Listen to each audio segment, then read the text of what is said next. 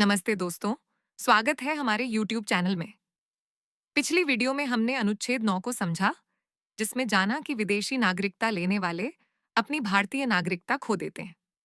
आज हम अपनी सीरीज को आगे बढ़ाते हुए बात करेंगे अनुच्छेद 10 की, जो भारत के नागरिकों की नागरिकता को बनाए रखने की गारंटी देता है। तो चलिए, शुरू करते हैं। क्या आपने कभी सोचा कि एक बार आपको भारत की नागरिकता मिल जाए, तो उसे बनाए रखने का क्या नियम है? क्या उसे छीना जा सकता है? जवाब छिपा है अनुच्छेद 10 में। इसे समझने के लिए 5 मिनट रुकिए हमारे साथ।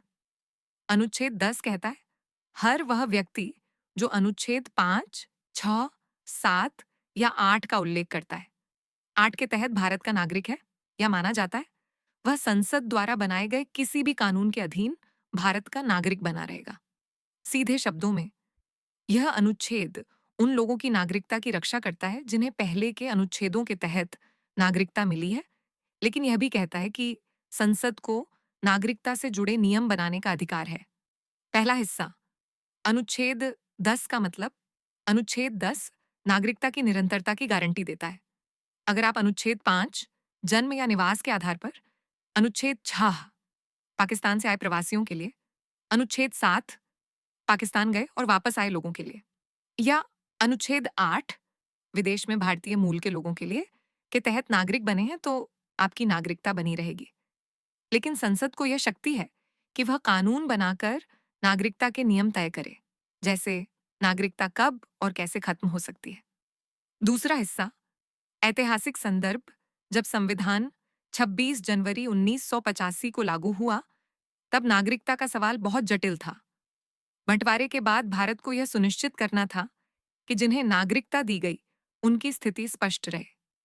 अनुच्छेद 10 ने यह गारंटी दी कि अनुच्छेद 5 से 8 के तहत मिली नागरिकता मान्य रहेगी।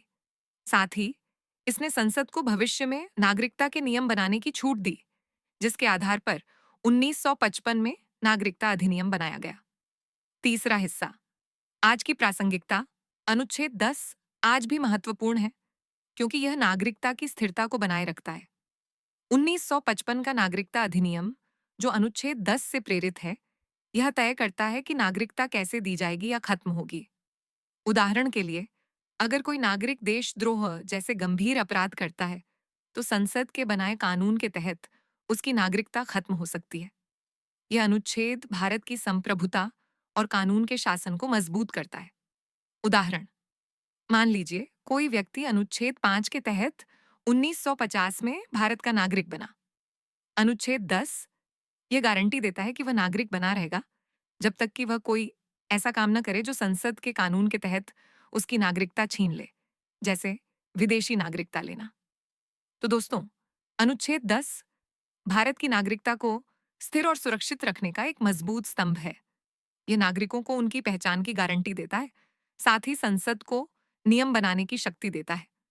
अगली वीडियो में हम अनुच्छेद 11 को समझेंगे, जो संसद को नागरिकता से जुड़े कानून बनाने का पूरा अधिकार देता है। अगर आपको यह वीडियो पसंद आया, तो लाइक करें, चैनल को सब्सक्राइब करें और बेल आइकन दबाएं ताकि आपको हर नई वीडियो का नोटिफिकेशन मिले।